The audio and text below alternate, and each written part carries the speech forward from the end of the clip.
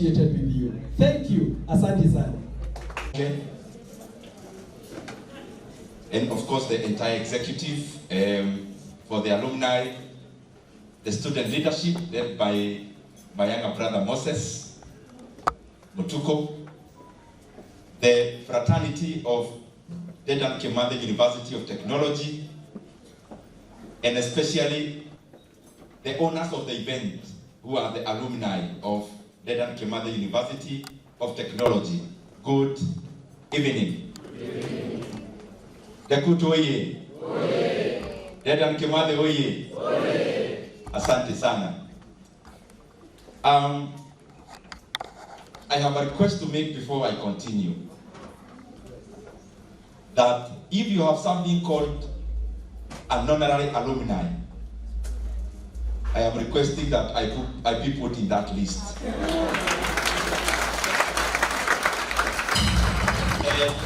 I promise to be contributing like the normal alumni,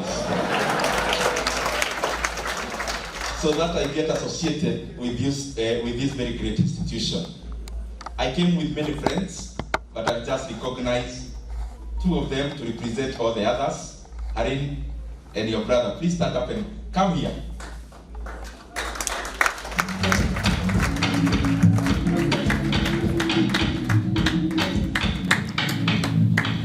So Harin called me and told me, now it's your birthday, I need to bring you a gift.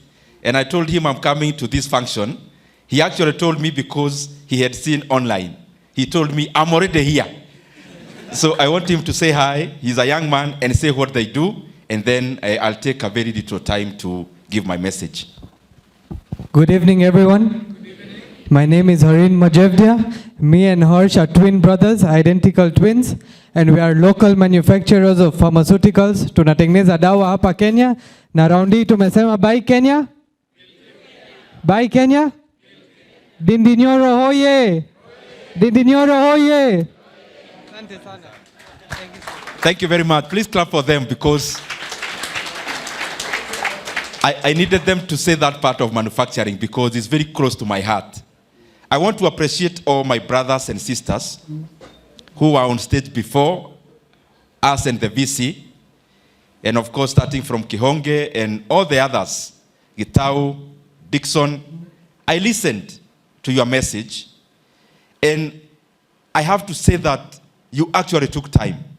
I get invited to many places to talk, and out of that experience, you can tell a person who was told, kuja kuna function, anakitebea, haraka haraka, but you can tell a person who took time to give value to the people he'll be addressing. So I want to commend you for that. Because I listened, I also learned.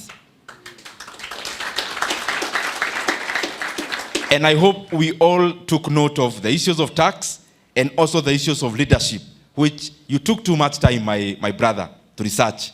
And I hope you all benefited from it. Now, if I were not a politician, I would definitely be an entrepreneur on a much higher scale than I am today. Because if there are some things I do and I feel like I'm in holiday, it is about tech, about money. That is when I'm not talking about economics and politics.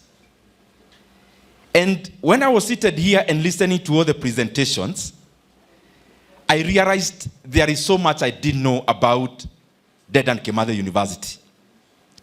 And please, VC, at your appropriate time, invite me to the institution to come. Hata kuona peke yake. I went to KU for my for my undergrad, and I want to tell you here, standing proudly, because you're a Kenyan institution, as an alumni of KU, which is much older, much more solid in terms of years it has taken, I can guarantee you, because siwachochi munajua, the Alumni Association of DECUT, we can only learn from you as KU alumni.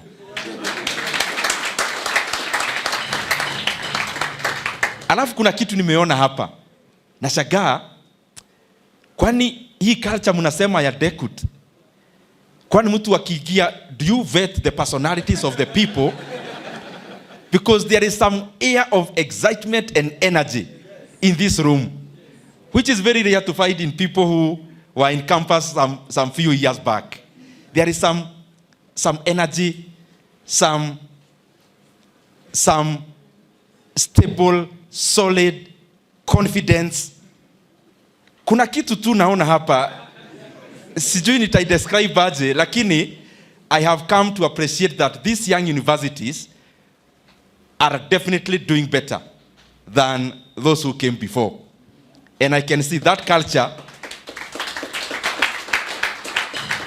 Our other universities are also an alumni of UN. We need some renewal.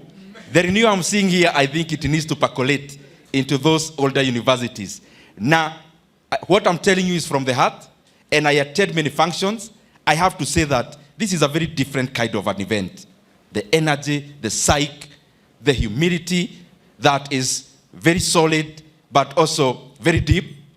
I was listening to Moses, this guy, when we were speaking. He's a student. I was a student leader, and I have to say that this guy, when he was speaking, if you have a company, you'd actually immediately hire him. Because you see some guy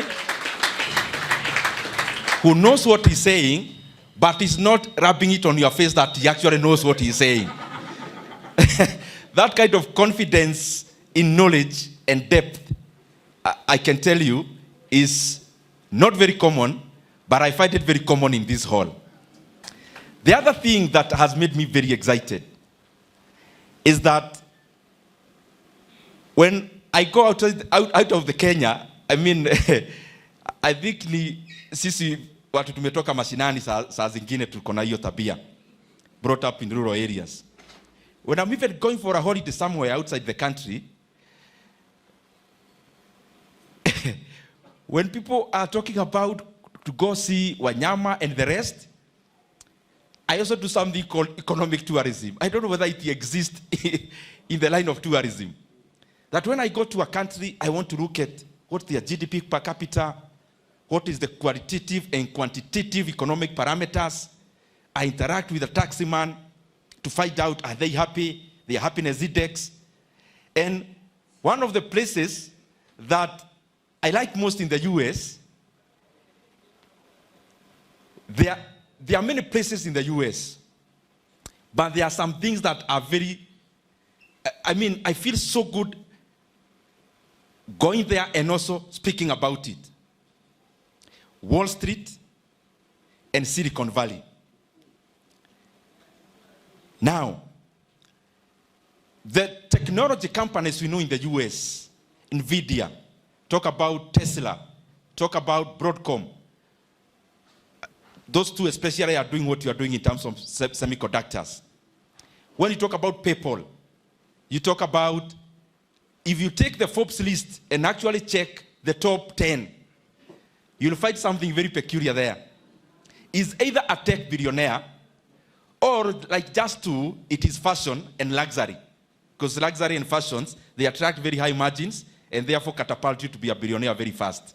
But in that list from number 1, you find that from Elon Musk, first of all founding PayPal, then with Akina Peter Thiel and Levchin and the rest, then you come to the other companies, you find the Google guys are there. I can call them brothers. They are not biological brothers.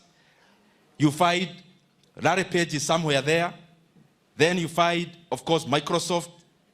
All these guys, when you talk about tech in the US and billionaires in the US, to a large extent, what are we describing?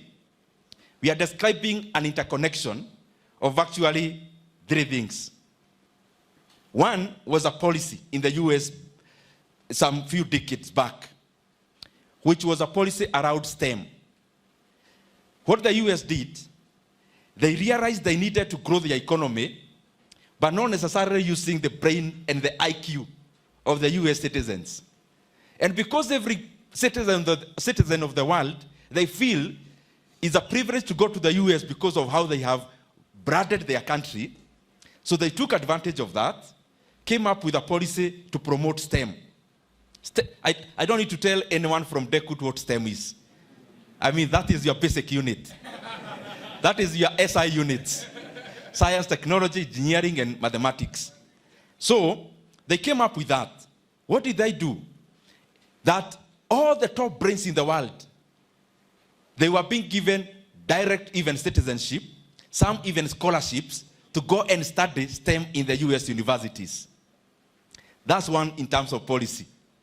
There is one university which I have to say, forget about Harvard and MIT. I can tell you, Dedan Kimathi University of Technology is actually a twin of Stanford University. So out of that, what did Stanford University do? And I was checking here, I don't know whether it is by default or design. Dedan Kimathi University has set aside 200 acres as a science and innovation and tech, whatever you may call it.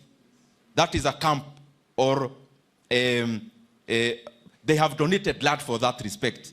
And in terms of actually private tech, private entrepreneurs. Now, I was wondering whether you actually knew, and whether it is by default or design, that Stanford University also actually donated 209 acres for the same purpose. So I was wondering whether the University Council checked even the acreage of Stanford. And if it's by default, then it shows that great men think alike. Now, what did they do, Stanford? They donated land, they donated an ecosystem that if you had an idea, you actually were given a platform like where I am on a platform to actually launch your idea. And many billionaires started off from there. If you read the stories, even people who are not in Stanford, like even the founder of Apple, even the guys who are not initially in Stanford or dropped out, you'll find there is an interconnection at the back through the park that was donated by Stanford University. The other thing, critical thing, STEM, universities, and in fact, purposely Stanford University. I mean Dedan Kimathi University. The other intersection is finance. You can have a very good idea. You can be a geek. You can be an insane coder. You can be a top-notch tech. But for you to transform your brain into money, you actually also need money. Where I come from, we say, money gets money. Those who come from there, you can paraphrase. It's direct translation. Money gets money. Pesa inatafutwa na pesa. So, that's where Wall Street comes in. And that is what the VC, I know you are doing, we have been chatting, and I have seen that you are doing, but accelerate more. Accelerate now, you have a park. You have the best engineers and techs in Kenya, techies. Now, when you go to the US, there are so many private equity funds and companies that participate in funding, from pre-series to all the series. I hope you are getting what I'm saying. From DECUT, I think that's also not very complex. Meaning when you have an idea, you first get seed money. And in terms of Kenya, seed can come from savings, from your family, from borrowing. Then you can actually also get seed money from companies that offer that, and then you offer stakes. It can come as debt and equity. And then from there, you start what is called series funding. Series funding is when then some other guys now start recognizing, oh, there is that lady who is making this product that was being described by Prof. And because we exist in an economic market where it is selfish and where the motivation to make money makes everyone to do good, then a person with the money sees the idea And because they want more money, they look for you to inject some money for you to make money, but they also make money. That is the basis of something called private equity funds and venture capital. And if you check at all those guys, even those who've been in tech, if I get carried away, forgive me. I love these things a lot. If you look at the companies I was talking about, check NVIDIA. NVIDIA is now the largest company in the world in terms of market capitalization. The worth, I think it's 4 to 5 trillion US dollars now. Now, you find after the idea, the current CEO does not own 100% of NVIDIA, neither the founders. You realize they just own a small percent because they expanded the base of funding they were seeding equity shares, so you get money to make more money. What do I mean? You have a small company here. Let me even use a tech company. Let me use a fintech. You have a fintech company, so you are appealing to students from Dekud, and it's working, by the way. By that time, they can interact with the product, and they are using it. Or let me use a social networking platform. It will make more sense. So you make a platform that connects all Dekud students. But then you realize you need much more money because you need money for Amazon Web Services to host. You need more money for more techies and the rest. But you have no money. So you are caught up between going to the bank, which will tell you bring title of the bank which you don't have, or getting a person who will come give you some 2 million shillings. You give them 10% of the company. Now, when you receive those 2 million shillings and you give 10% of the company, let me repeat, when you give 10% of the company for 2 million shillings, automatically you have valued your company at 20 million shillings. Now, when you now scale using the 2 million, the company grows a little bit, but then you realize, now you are appealing to students from Karatina University. They are now in that platform. From UN, from KU, it's expanding. Now you need to scale to the entire Kenya. But you need money. You need another 10 million shillings. Now, you then raise more money using 10 million shillings.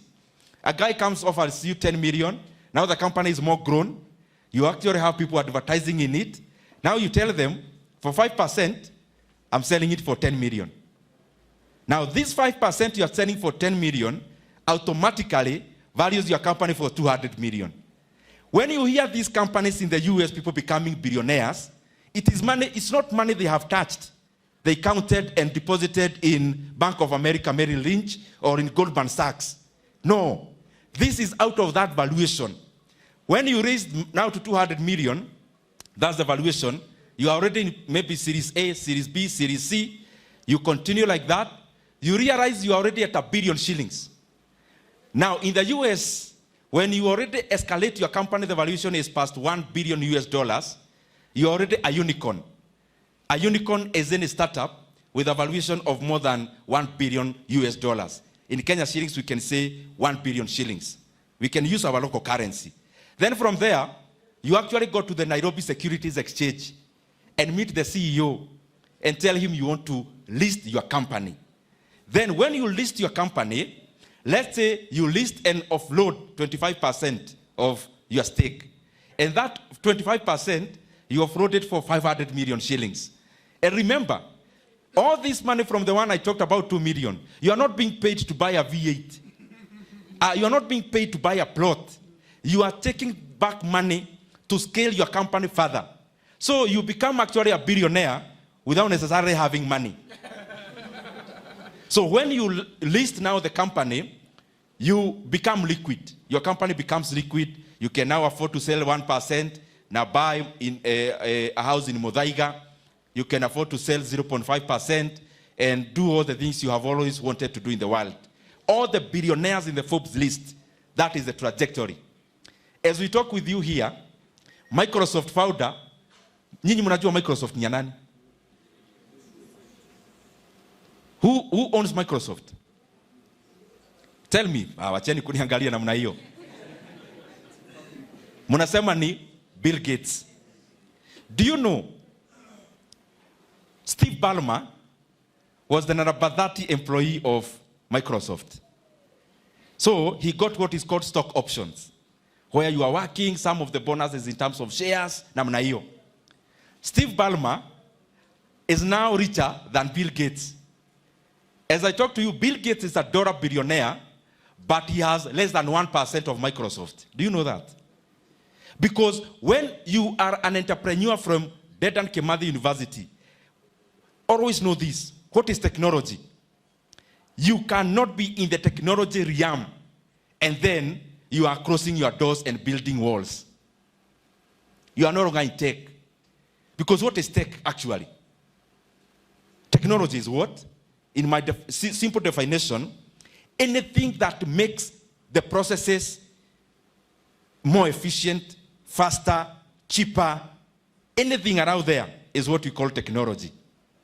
And technology, to make sense, has to be scaled. And for you to scale, you cannot continue to say, hii idea ilinisumbua sana nikikuja nayo, coming up with this here product. You guys, you don't know how many nights I took. Me, I can't allow anyone to come into my company. I can't. Nilipata stress sana. You'll have your company, 100% of it, but you'll still be selling in chama your products.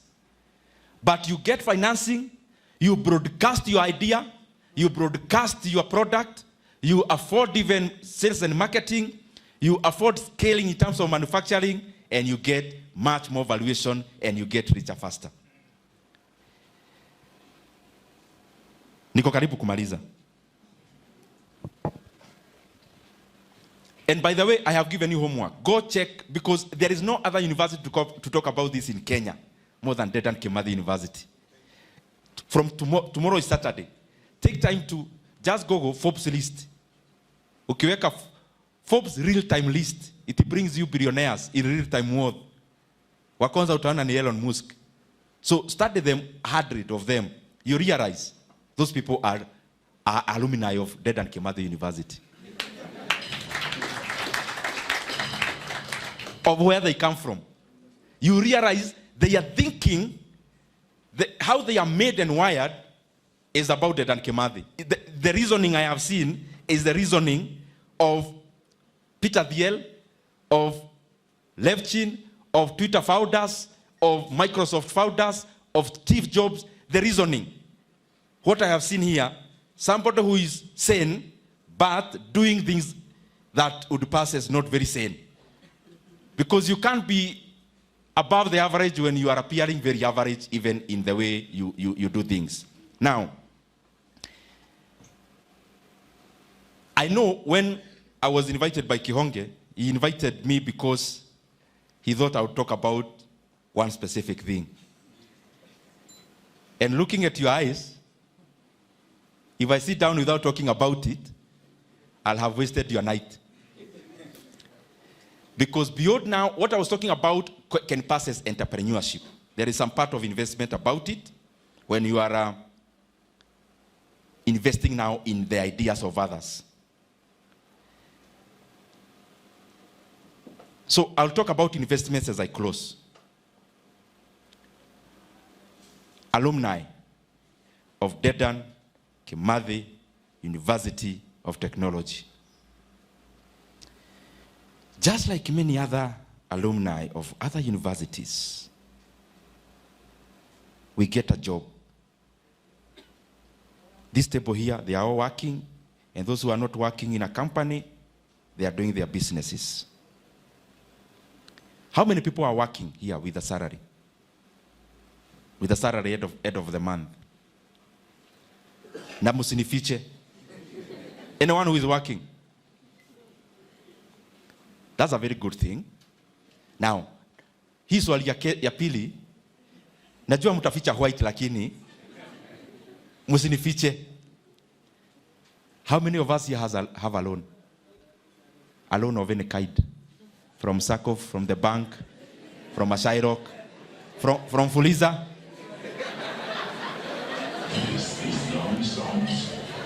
Where uko na loan yangu si uinue mkono?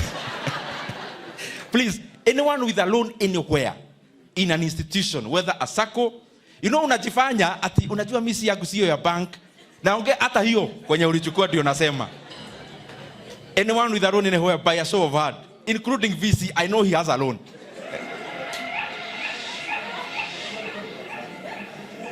Now, we have more hands up for people with loans than the people with jobs. Suppose we reason together for these few minutes, guys, brothers and sisters. I've been wondering, because I take time to study demographics and economy trends and the rest. Hii kitu ya Wakenya na loan ilitoka wapi? Because it's something I have been keenly observing. You graduate from Dedan Kimathi University. You get a job at Microsoft, Meta. You get a job in a manufacturing company, a food company. You get a job in a bank, especially in their IT department. You get a job in the university itself. In your that month of employment, you already have a loan. Hiyo kitu nani ulitoa wapi? Where did we get this thing from? That my sister is a teacher. Immediately she gets a TSC form like this. When she got into TSC, in the staff room, the first orientation, uko na loan. Ukiulizwa ni ya nini, but you qualify. That the biggest motivation we have in taking a loan, yeah, sina qualify. And I wonder, qualify what? All of you have brothers and sisters who are doctors, who are teachers, who are now you now, the one who raised the hand in terms of you have a loan. Hii kitu tulitoa wapi? That ukiajiriwa hivi, that month, you take a loan. Yani unaulizaga utafanya nini na loan kama iko? Kwanza hizi za check off. You know banks wanapenda hizo za check off. Because ni mshahara yako, iko na insurance, na fallback position, even your pension. So, the bank is well covered. And always remember, the bank is that friend who gives you an umbrella when the sun is up. And when they see the... naona munaelewa. The bank is that friend who gives you an umbrella when the sun is up. But wakiona dalili ya mvua, they come for the umbrella. Then, with this friendship, as Kenyans, we have so close to the banks, is making banks not led to the growth of the economy. It is making banks led into our ignorance. Because if you all stop taking this check of loans, they'll have no money. They'll have so much money, which they don't know where to take. They'll have to now to lead you and your business idea. But they can't do that. Because they know when you get a job and you are a lecturer, the first orientation, uko na loan. It's something I want you to go and evaluate. Those who have not gotten jobs. It's not a must to do things the way they have been done. That's what I'm trying to say. Ukiuliza mtu hapa wenye walikuwa wameinua mkono, ulichukua ya nini? I bought a plot. I know my brother is in real estate. And they are doing a good job because it's out of that. There is supply of the land we build our homes. But beyond that home of yours that you live, and you've taken another loan to buy a plot. Now you are buying your that plot. What is, kwani, the technology you learned in Dedan Kimathi University, where was plot coming in? Ebu DJ weka hiyo.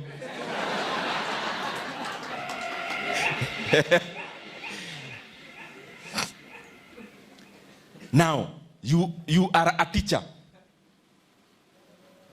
You already have a home or you are renting. It's not even about a home.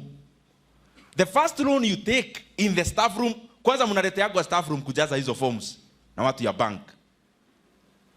And you kwanza unaambiwa sikanisha hizi bili.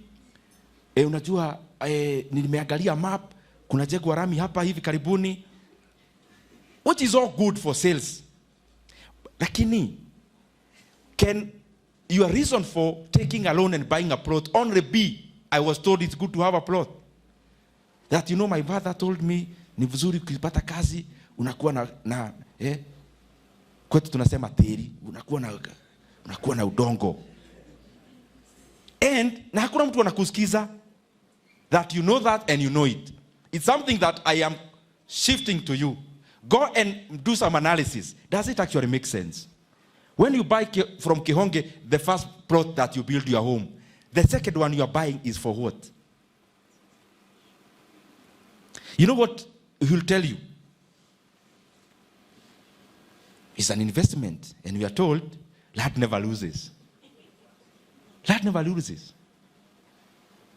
Try to sell the plot you bought last month. For the same money you bought it. Try to sell it. The one you bought last year, try to sell it. Our brothers and sisters in real estate are buttressing. They are doing a good job in having supply of land in good quantities. And therefore, standardizing the prices of land. But beyond the home you are building, how comes Elon Musk is not obsessed with having plots? Bill Gates is now only enthused about land the other day for other reasons, maybe scientific ones. Now he is one of the biggest landowners in America. But it's after he made all the money. All these guys, including the NVIDIA CEO, how comes they don't have these plots? How comes? You think about it. The second loan we take, gari. You know, you guys, munaniangalia kama, nasema nini? I'm talking to you because you are there. Already there. Those guys who raised their house, niko na kazi. Half of you have already taken loans to buy cars. What is this urgency about buying a car? Now you take a loan of 2 million. You buy a car. By the time you pay that loan in 5 years, you'll be paying it at 3.5 million. So the car you're actually buying is 3.5 million. And that car is for what? You know, I was in Dekut, I'm an engineer. Unajua nikienda home Christmas, people have to see I'm a graduate. By the way, if you critically analyze why you bought that car, hata hutumiagi kuenda nayo job, is to go to shags over Christmas and Easter. Si afadhali uchukue Uber hiyo time basi watu waone uko na gari. And there's this money you invested somewhere that can make some money for you. Very lastly, fixing money in the bank comes up very easily. Fixed income assets. Fixed income assets are what? You fix money in the bank, they guarantee you 12% per annum fixing money. Because let's be factual. Other than the plot you're buying, the second thing is fixing money in the bank or putting it there. Or building a flat in the plot you already have, which is maybe an inheritance from your father. Those are the kind of things we all do. Somehow ni kama manual tunapewa. That tukianza maisha, shika hii. Wewe umeanza kucheka vidhuramji. Unachekea nani nyumba na uko na yako? Now, the other things now, fixing money in the bank, fixing 12% per annum, buying government bonds, treasury bills. I'm sharing my opinions. They don't have to be absolute facts. Me, I'm sharing what, in my little experience, I think can make a little more sense. This hall today is made up of people who graduated. The first graduation was 2013. So this hall is all young people. Even the one who graduated first from Dekut.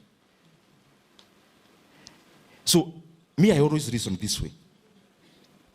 So I have 2 million shillings. I fix in the bank. 12% per annum.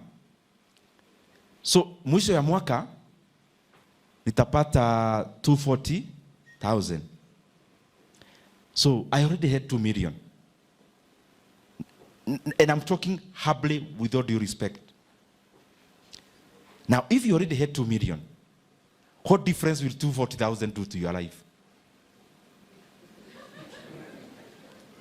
That's usually my reasoning.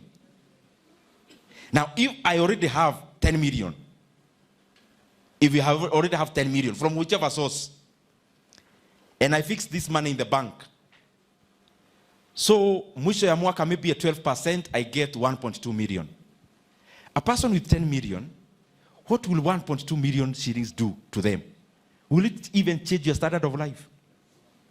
If you already had 2 million and you have added 240,000, it's not even enough for you to change your car. It's only enough for you to change your shoes. Then, is that what we are looking for as young people? That's my reasoning. Then, from there, I say, then I will not invest in this. Because, as a young person, I don't want anyone to tell me about stability. The age everyone in this hall is in is either to make it or make it. It's not gradual, kidogo kidogo. Mimi siyo sipendi. Kwanza hii story ati umeajiriwa job, so you are negotiating a higher promotion to be added 5,000. You didn't want to go to Dekud for that. You went there to conquer the world. And by the way, that is the reason I always vouch and actually do invest in the stock market. That's the reason. Because remember the reason I gave you about venture capital and private equity and the rest. It's the same branch. Even NSC is the same branch. I believe I would rather go. Mimi fresh graduate. In fact, what I'm telling you is what I did. Siwabi kitu ya kusoma. I figured out, nikipata job after EKU. By that time, Equity was employing Safaricom because they were antelopes. They were growing fast. A company in the growth stage in the business world is called an antelope. Now they were antelopes, they were employing, there were many job opportunities. So I figured out, if I get this job in Equity, or PricewaterhouseCoopers, PwC, or Deloitte, or KU, because I was a student leader, maybe I could have maneuvered. I figured out, okay, nitapata job ya how much? 100K. Max. Yani hiyo wewe ni tajiri ile mbaya ukiwa fresh graduate. So 100,000 I said now in a year. So I'll be earning in a year 1.2 million. But that is without eating, sleeping anywhere, and wearing anything. So it's a gross pay of 100,000. So I'm earning 1.2 million a year when I have already posted my life. So I sleep in the office, eat there, office food, and also use their water and go to their barber shop. Of course, that analogy doesn't apply. That's what I'm trying to say. So I'll make 1.2 million. So in a year, 1.2. So I'm talking here about 10 years, 12 million. And I decided I will not get a job. Because I saw if there is a surest way of me not making it, the surest, forget about not getting a job. Getting one was the surest way of not making it. Because I started how other people do, including my own sisters. I could see you get a job. Now, in your second year, in the job, you already have a young family. The stakes become higher. When the stakes become higher, now it's not the issue of you conquering the world. It's the issue of you paying school fees. And I decided KICC. But now, it's not easy, guys. That's what I'm trying to say. Mi niko hapo nimegraduate. Unajua watu wa KU graduate kila mtu hukaa kahawa. So nilikuwa hapo kahawa, niko na cyber, nini, najaribu. Nikiendelea weekend nasikia, hey, my classmate amepata job Deloitte. How much? Sijui 80,000 take home, 80. Ukikaka, hey, nani?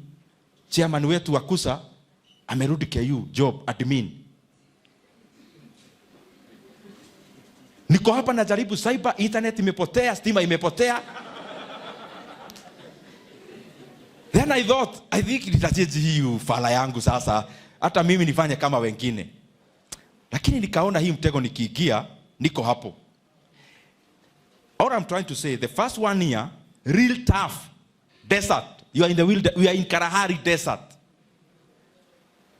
And you know, most of our decision making, if you study psychology and even human sociability, how do we make our decisions? It's usually not based on what is best for me. It's usually based about society.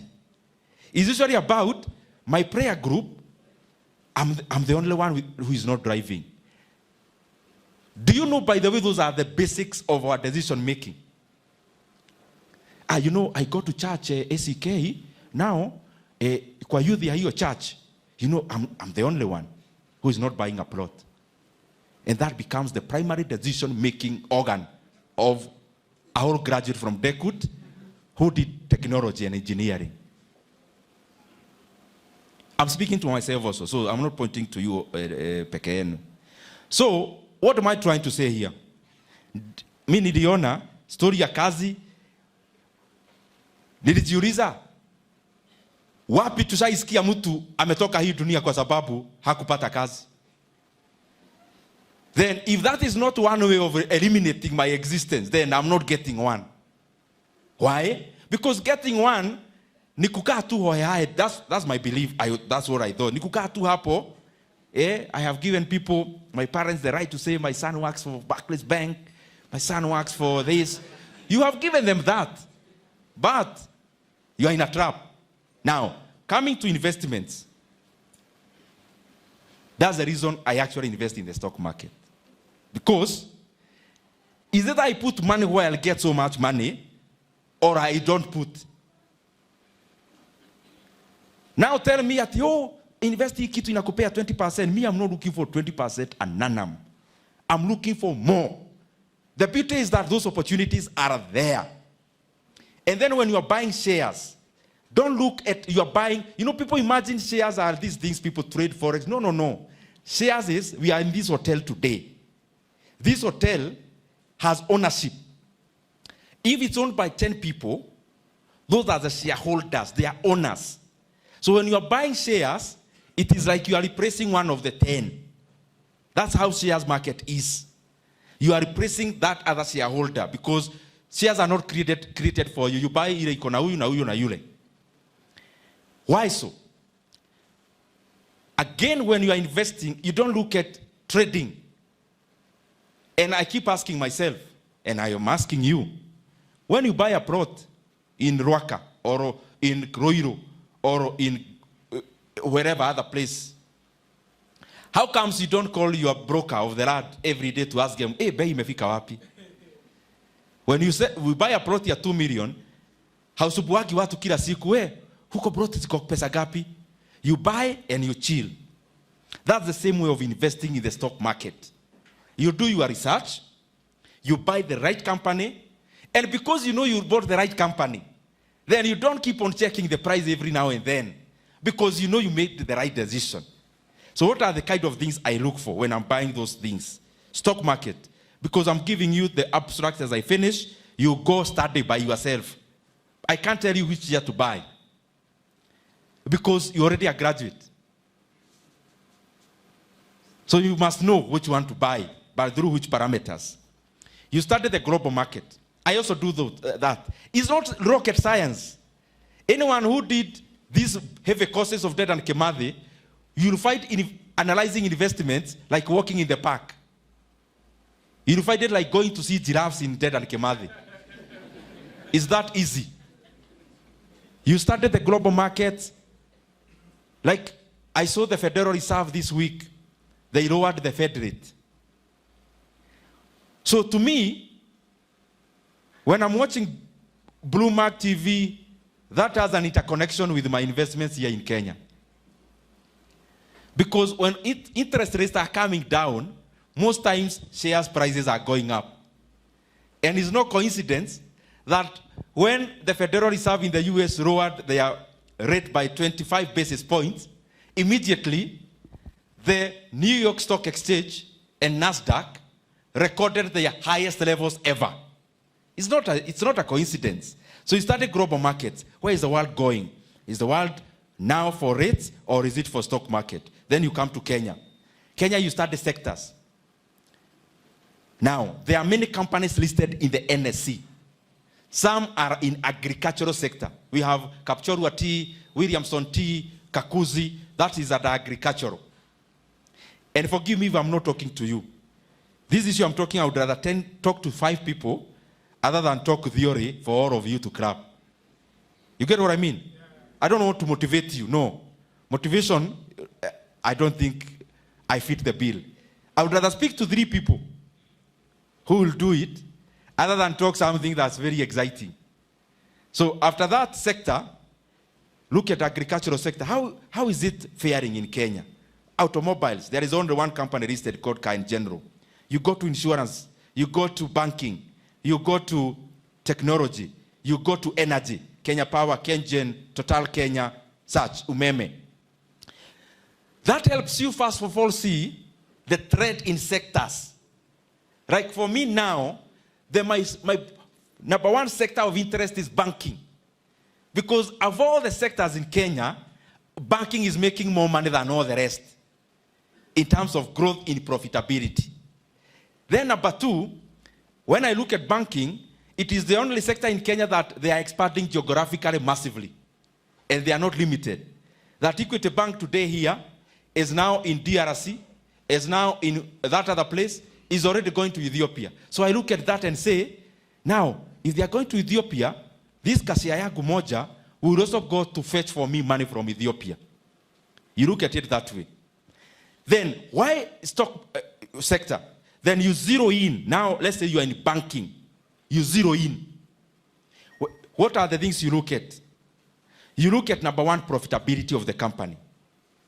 How has it been profitable? Does it rise? How is the rise in profit? Between KCB, between Equity, between DTB, between ABSA. Number 2, in banking, you look for something called price to book value. Those who are writing, I can see a few. You look at something called price to book value. Price to book value is this.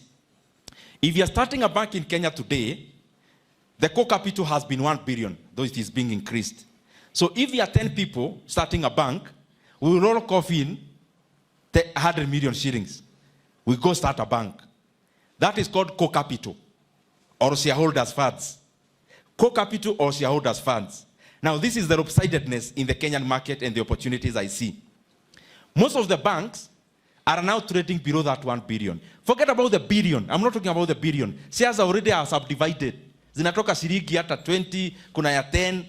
HF is like 9 shillings. Equity is like 60. KCB around the same level. So these billions are for the entire company. Many banks are trading at below their core capital. A bank like Equity Bank is trading at 70% of its core capital.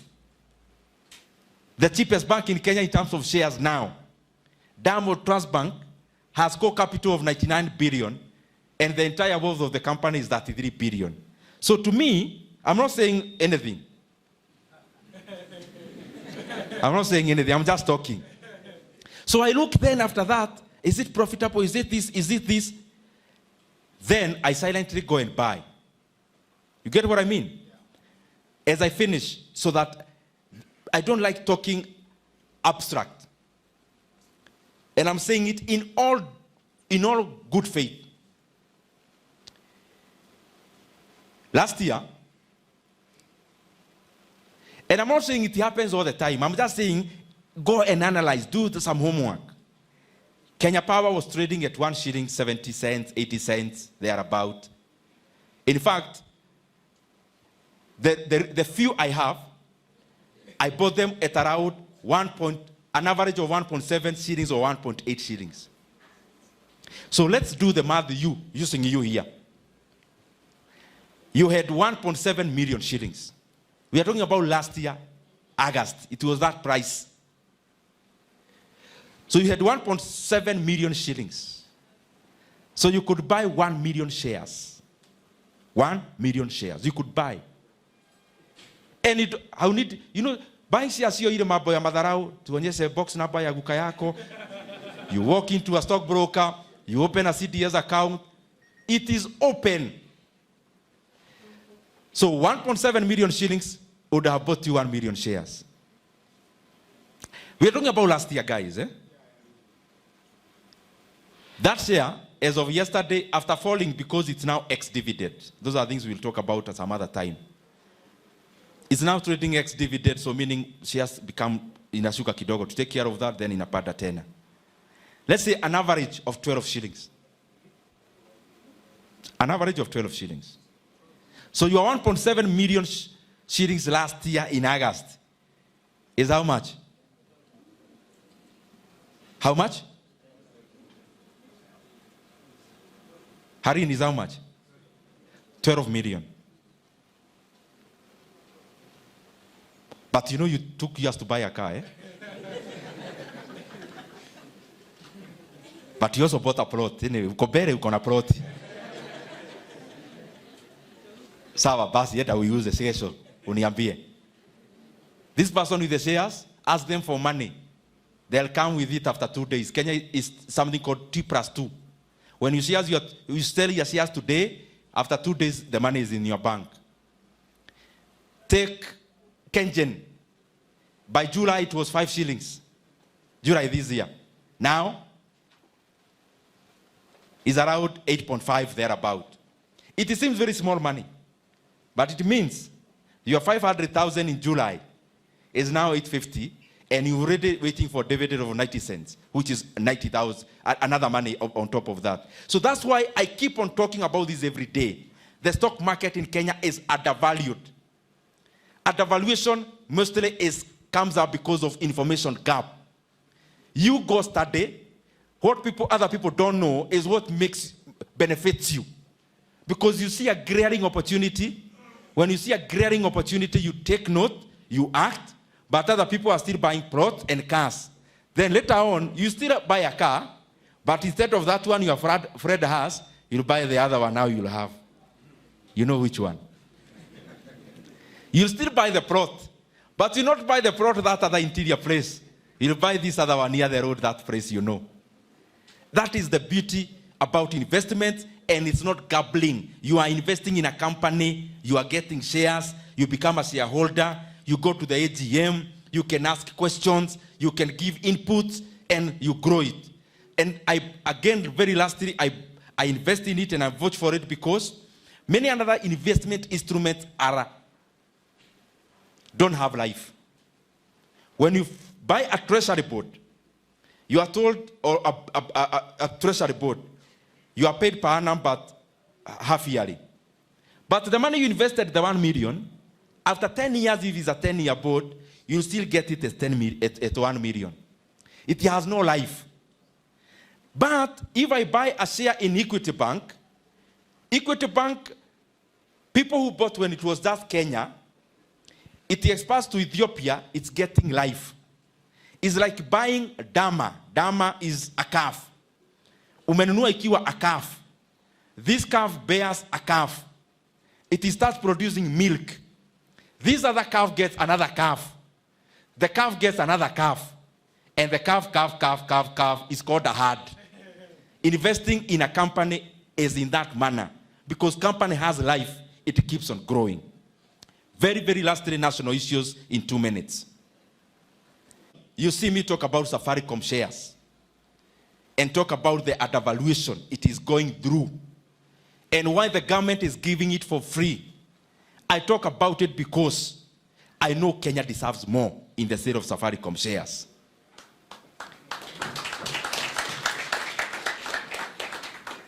We are being told we are selling a share at 34 shillings. Ama hamjasikia share zenu za Safaricom zinauzwa? You know, inaweza kuwa maybe nimekuja hapa kuwapea story. Mshakae kwani nauza SIM cards. Shares za Safaricom, serikali iko na 35%. Sasa inataka kuuza 15%. Na hakuna shida. In fact, that's not even the argument. The argument is, we are selling this share at 34. And then I asked them why. You know, it's market price. And I asked them, guys, what are you saying? Market price what? As we talk now in the US, Netflix and Paramount are bidding for, I think, Disney or some other company there. It's Warner Brothers, I think. A listed company, mbona hawakuenda wanunue shares vile zinatoka kwa market? Why are they bidding? In the most mature market in the world, you want to buy a company, a big stake, the company is already listed, and you don't hear them talk about market price. Because they are competent.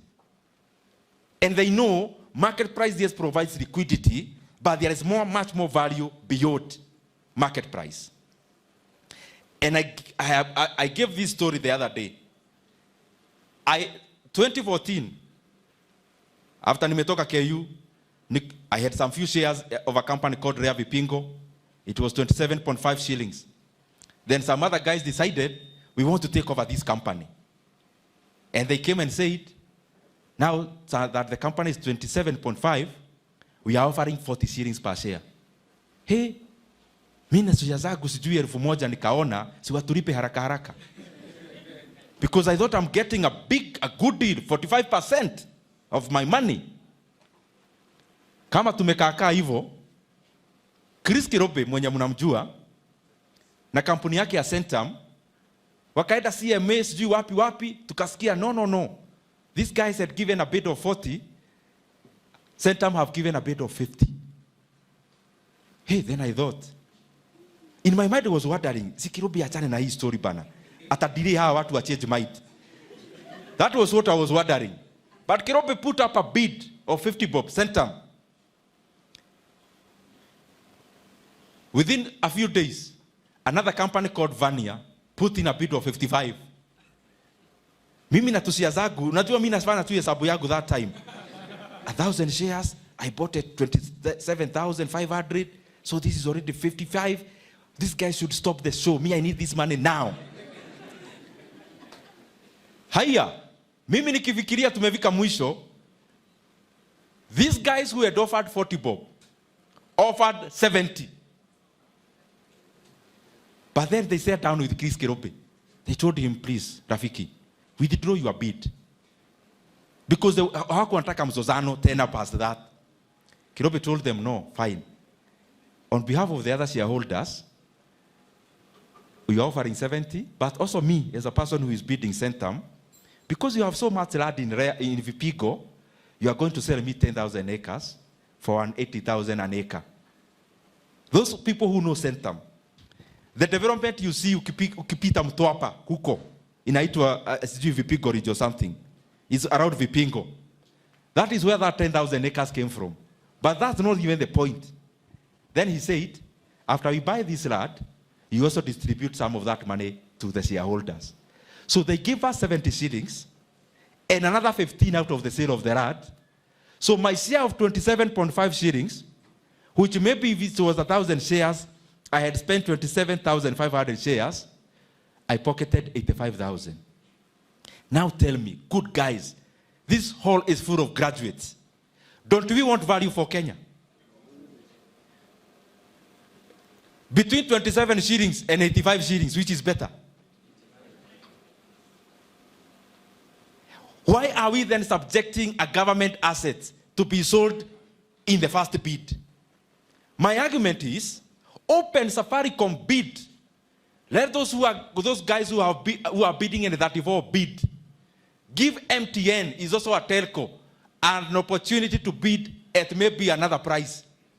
Give Etisalat an opportunity to bid at a higher price. Give KKR, it's an investment company from the US, an opportunity to bid. Give Blackstone, give BlackRock, and all the other investment companies. Because when we sell this share at a higher price, Kenya gets more money to build more roads. And that is my argument. And anyone who would not want to do that, there can only be one reason, that they have self-interest inside of that bid. If there is no self-interest, who have told you that there is only one company that can buy and they are fixed price?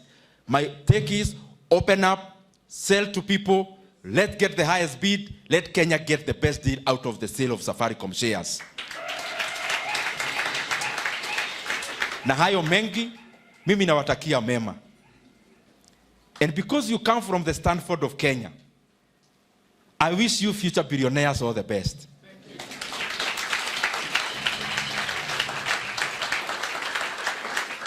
I wish you current employers and future employers that you'll have companies that will employ thousands and thousands of Kenyans. And out of that, because you'll be so wealthy, you'll be so rich, that you'll actually give to your endowment fund to become like the one for Stanford University. Where only one guy walks into the university, tells the vice chancellor, oh, you are building an admin block. That is no longer the problem of the university. Give me 1 year, it will be here. That is what I wish of all of you here. And my parting shot is that I am not motivating you. I'm telling you things that are practical and things that you can become. So I wish you all the best. Happy Jamhuri Day, Merry Christmas, and Happy New Year, future tech billionaires. Asanteni sana.